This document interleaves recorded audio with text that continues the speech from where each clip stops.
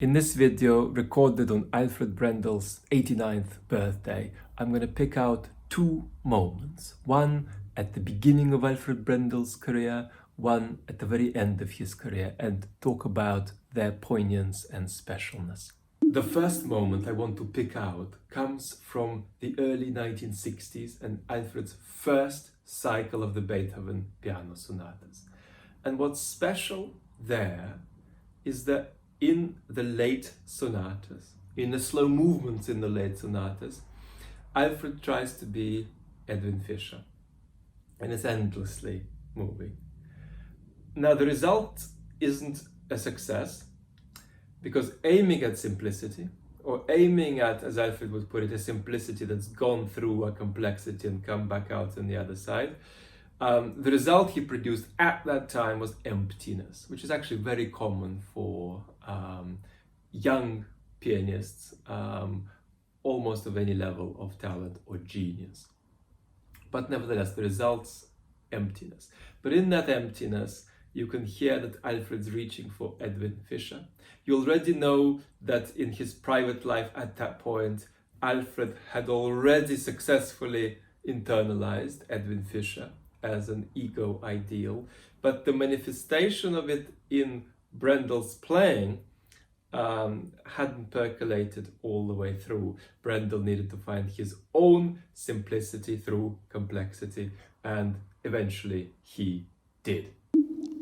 As my broccoli soup is coming to an end, I want to quickly mention the second precious moment, which is more important, and it's this.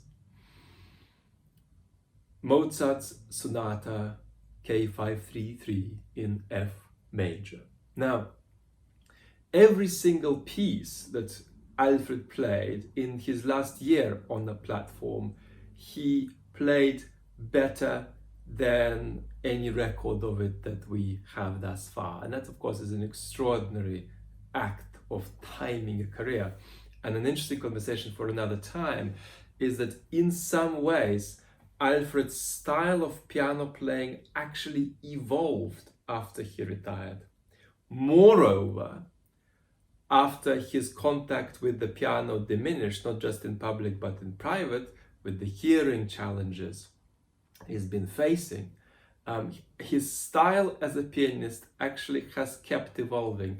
And up until a couple of years ago, when Alfred would touch the piano in public, it was palpable, almost palpable, what his style would be had human life not been what it is, and had we had a reality in which a long life wasn't 90 but 110.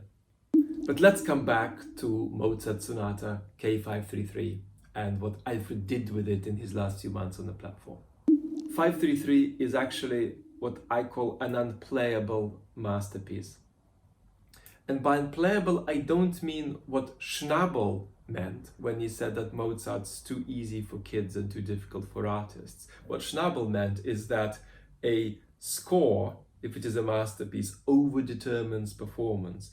It asks you to do several incompatible things at once, and therefore any performance, even if it is playing of genius, necessarily entails loss.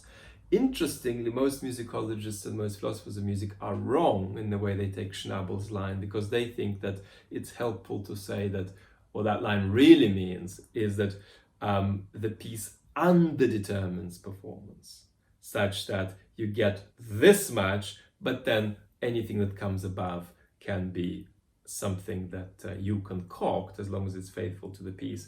That's not the dynamic Schnabel's talking about. Schnabel's talking about being pulled in opposite directions by genuine demands in the score that are independent of your will, independent of your wishes.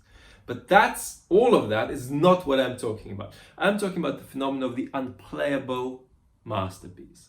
And what I mean by that is that there are some pieces, very, very few, and this is probably as glaring an example as any, the 533.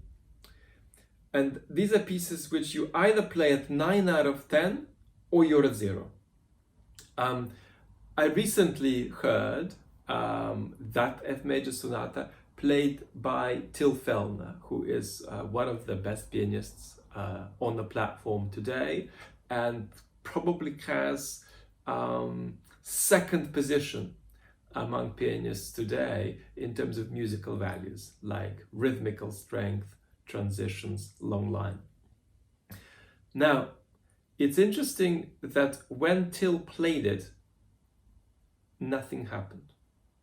And by nothing, I don't mean that he played and my experience of it was that there wasn't a musical performance happening. No, my experience was that nothing was happening. There was no musical performance. There was no building that this was in. There was no occasion. There was nothing. There was like a black hole from which anything that was any kind of thing was taken away. So there's a special feeling of absolutely nothing happening when that sonata is played well, because unless it reaches 9, it drops back to 0. I also heard, I think twice, Francesco Piemontese play it. And Piemontese also is a pianist that justifiably evokes love and support as he continues his development. But again, when he played it, it was a 0 of zeros, because nothing happened. Nothing existed for that stretch of time. It was just a black space. Now, during Alfred Brendel's last year on the platform, the least worst recording in history of the Sonata 533 was actually his own from 6 or 7 years earlier. And that performance did allow the piece to happen, just about, but it was unsatisfactory. And that's actually a very interesting phenomena in classical music. The performance that is unsatisfactory, but yet is the best or the least worst in history. And it's very important to emphasize how often that actually happens, because the psychology, the pathology of classical music critics is to go in the other direction and think that for each piece there are 77 marvelous recordings, all of them incommensurable with one another, such that we don't know what to do in the face of this mountain of jewels. No, it's normally not jewels, but a desert and so much vacant space. So in the last few months on the platform, Alfred improved on this best in history, least worst in history reading from a few years ago, and brought the sonata to life in the most extraordinary way. The piece felt completely satisfied. It's an extraordinary feeling when that happens, genuinely an historical event. And I must say it's one of the things I'm most grateful in my musical life to have heard this reading by Alfred, I think about 5 times in his last few months on the platform, 3 times in the UK, once in Belgium and once at the Musikverein, where I again came back for his last appearance there in December with Mozart's K271. Thank you for letting me share my thoughts. I can't wait to bring a lot more content about Alfred Brendel, about classical music in 2020. I'm just getting started with my show. It's thrilling.